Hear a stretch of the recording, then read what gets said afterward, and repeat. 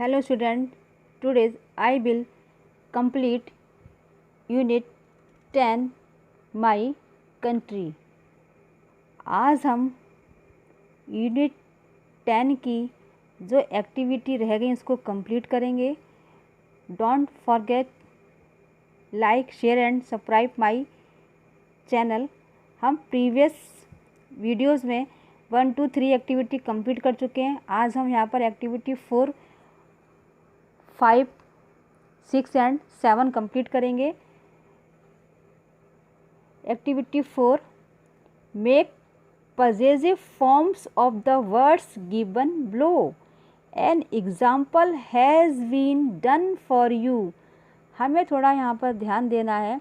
हमें जो नीचे वर्ड्स दिए हैं हमको इनका possessive forms बनाना है और possessive form बनाने के बाद इन्हीं वर्ड्स की हेल्प से हमको नीचे हमारे कुछ सेंटेंस दिए हैं। Now complete the sentences with the newly form words और इन्हीं वर्ड्स की हेल्प से हमको सेंटेंस को कंप्लीट करना है। तो मैं आपको थोड़ा सा पॉजिटिव फॉर्म के बारे में एक्सप्लेन कर दूं। ये एक्टिविटी मैंने कंप्लीट भी करी है, अपन इसको अभी चेक भी करेंगे और आप इसको करने की अच्छी तरह से कोशिश करिए। ये देखिए, हम थोड़ा ध्यान दें तो हमने एक चीज़ देखी है इसमें। फर्स्ट वाला उन्होंने हमको बना के दिया फादर और फादर्स। हमारे फादर की स्पेलिंग के बाद एक मार्क लगा है और एस लिखा है। इस मार्क्स को बोलते हैं हम एपोस्ट्रोफी मार्क। क्या बोलते हैं? एपोस्ट्रोफी मार्क्स बोलते हैं। और उसके बाद एस लगा दिया तो ये हमारा क्या बन गया? पॉजिटिव फॉर्म्स बन गया। पिताजी और पिताजी का हिंदी क्या होगी इसकी? फर्स्ट वाले का पिताजी, एपोस्ट्रोफी मार्क लगा के एस लगाया तो बन गया पिताजी का। इसी प्रकार से नीचे के सारे करने हैं। ये देखिए, मैं थोड़ा सा आपको क्लियर कर दूं। एपोस्ट्रोफी मार्क लगाने के लिए क्या करते हैं? Amar's pen, Ravi's friends, girls school, boys college, the buffalo milk. थोड़ा सा आप यहाँ पे डिफरेंस देखिए। Amar's pen, Ravi's friend and girls school, थोड़ा अंतर समझ में आ रहा होगा आपको कि अमर की स्पेलिंग के बाद हमने एपोस्ट्रोफी मार्क लगा के एस लगाया है और रवि की स्पेलिंग के बाद हमने एपोस्ट्रोफी मार्क लगा के एस लिखा है। परंतु गर्ल्स की स्पेलिंग के बाद हमने एपोस्ट्रोफी मार्क्स लगाया है और हमने उसके बाद एस का यूज़ नहीं किया है। क्यों? क्योंकि गर्ल्स प्लूरल है और इसके पहले के दोनों नाउन कैसे थे? सिंगुलर थे। इसीलिए हमने गर्ल्स की स्पेलिंग के बाद एपोस्ट्रोफी मार्क्स लगाया। और इसी प्रकार से हमने बॉयज़ कॉलेज, तो हमने बॉयज़ की स्पेलिंग के बाद एपोस्ट्रोफी मार्क लगाया क्योंकि अपने इसके पहले एस का यूज़ हमने कर लिया क्योंकि ये प्लूरल है। सिंगुलर नाउन को पॉजिटिव केस का रूप देने के लिए एपोस्ट्रोफी मार्क और एस लगाया जाता है और जबकि प्लूरल में ऐसा नहीं होता है। ये देखिए, रवि के दोस्त, हमने एग्जाम्पल भी लिया है तो रवीज फ्रेंड्स। नीचे देखिए प्लूरल नाउन जिसके अंत में एस रहे। अभी हम एक्टिविटी 4 में जो ग्रैंड पेरेंट्स हैं वो इसी का एक एग्जाम्पल है। प्लूरल नाउन्स जिसके अंत में एस रहे उसे पॉजिटिव केस का रूप देने के लिए एपोस्ट्रोफी मार्क का प्रयोग किया जाता है, किंतु अंत में एस नहीं होता। थोड़ा सा अंतर समझ में आपको अपने आप आएगा, थोड़ा अच्छे से इसको आप स्टडी करिए। और ये देखिए, और निर्जीव पदार्थों के साथ एपोस्ट्रोफी मार्क एस का प्रयोग प्रायः नहीं होता क्योंकि हम वहाँ पर नाउन के पहले ऑफ लगाकर उसे पॉजिटिव केस का रूप दे देते हैं। जैसे फलों का रंग, द कलर ऑफ फ्रूट्स। अब ये देखिए आपकी एक्टिविटी, अब आपको अच्छे से समझ में आ जाएगी और आप इसको आराम से कर भी लेंगे। Sister, sisters, brother, brothers, grand parents. ये देखिए आपका आ गया। ग्रैंड पेरेंट्स प्लूरल है, इसीलिए हमने ग्रैंड पेरेंट्स की स्पेलिंग के बाद एपोस्ट्रोफी मार्क का यूज़ किया है क्योंकि हमारा एस पहले लग गया। और चिल्ड्रन भी प्लूरल है लेकिन हमने इसमें चिल्ड्रन की स्पेलिंग के बाद एपोस्ट्रोफी मार्क लगा के एस लगाया तो ये बन गया बच्चों का। इसी वर्ड्स की हेल्प से हम अपने यहाँ पर सारे ये सेंटेंस कंप्लीट करेंगे। ये देखिए, Mahatma Gandhi got his father's permission to watch the play My grandparents' house is in a blaze. I go there during the vacation. This is my sister's book. She reads it every day. We have a children's science park in Bhopal. You can see models of planets there. This is my brother's shirt. He bought it for Diwali. ये 74 page पे आपकी activity दी है। Next देखिए activity 5, read the following poem.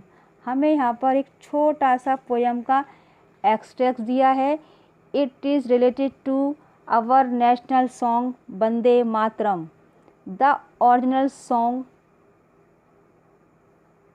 Original is by Bankim Chandra Chatterjee and this is translated by Aurobindo Ghosh.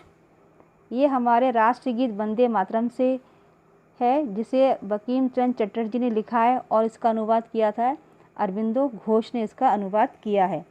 आपको poem पढ़ के समझ में आ रहा होगा कि आई वो to thee mother richly water richly fruited cool with the winds of the south dark with the crops of the harvest the mother. आपको पोयम पढ़ के समझ में आ रहा होगा कि ये हमारे मदरलैंड माने इंडिया से रिलेटेड है और मैंने आपकी पोयम में वो वर्ड्स अंडरलाइन कर दिए हैं जिनकी हेल्प से हमको fill in the blanks complete करने हैं। So read carefully. आई वो to you mother. The mother here refers to India. यहाँ मदर को किस उसमें लिया गया, इंडिया के संदर्भ में लिया गया है। Cool with the winds of the south dark with the crops of the harvest.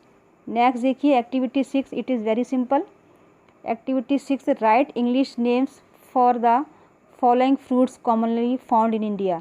यहाँ पर हमें कुछ फ्रूट्स नेम दिए हैं, हमको इनको इंग्लिश में इनकी स्पेलिंग हमें लिखना है और आपने ये सारे फ्रूट्स नेम लगभग सुन रखे होंगे। आम, मैंगो, सेब, एप्पल, तरबूज, वाटरमेलन, अंगूर, ग्रेप्स, पोमीग्रेनेट, अनार। Activity 7, complete the following sentences about India by using the most appropriate words from the box. हमें यहाँ बॉक्स में कुछ वर्ड्स दिए हैं, इन्हीं की हेल्प से हमको ये अपने फिल इन द ब्लैंक्स या सेंटेंस कंप्लीट करने हैं। अगर आपको याद हो तो we have done this activity page number 62 activity number 6। अगर आपको थोड़ा सा याद हो तो हम इस तरह की एक्टिविटी को पेज नंबर 62 पर एक्टिविटी 6 कर चुके हैं जो कुछ कुछ इसी से रिलेटेड है। Superlative degree, comparative degree and positive. हमें यहाँ पर सुपरलेटिव डिग्री का यूज़ करना है। Madhya Pradesh is the second largest state in India. Madhya Pradesh India का सेकेंड लार्जेस्ट स्टेट है। K2 is the tallest mountain in India. K2 सबसे टॉलेस्ट माउंटेन इंडिया में। Marina with around 13 kilometres is the longest beach in India और ये beach का नाम है Marina. Mawsynram in the state of Meghalaya is the wettest place in world और मैसाराम दुनिया का सबसे बारिश वाला स्टेट है। Varanasi is the state of Uttar Pradesh is one of the oldest city in the world और वाराणसी जो उत्तर प्रदेश का स्टेट है ये वर्ल्ड की सबसे पुरानी सिटी है। ये पेज नंबर 75 पे एक्टिविटी दी है, आप बहुत ध्यान से इसको कंप्लीट करिए और आप इसको अच्छे से कर भी लेंगे। ये देखिए यूनिट 10, अब यहाँ पर हमारी यूनिट 10 कंप्लीट होती है। माई कंट्री, आपके माई कंट्री में जो भी आपके वर्ड्स मीनिंग आए वो सारे पीछे दिए हैं। आपको बहुत केयरफुली इनको रीड करना है और रीड करने के साथ साथ इनको कॉपी में लिख के इनकी आपको प्रैक्टिस करनी है। इससे आपकी वोकेबलरी भी स्ट्रांग होगी और आप हर नए वर्ड्स मीनिंग से परिचित भी हो जाएंगे। Thank you watching for this video. I will meet again in next video. है।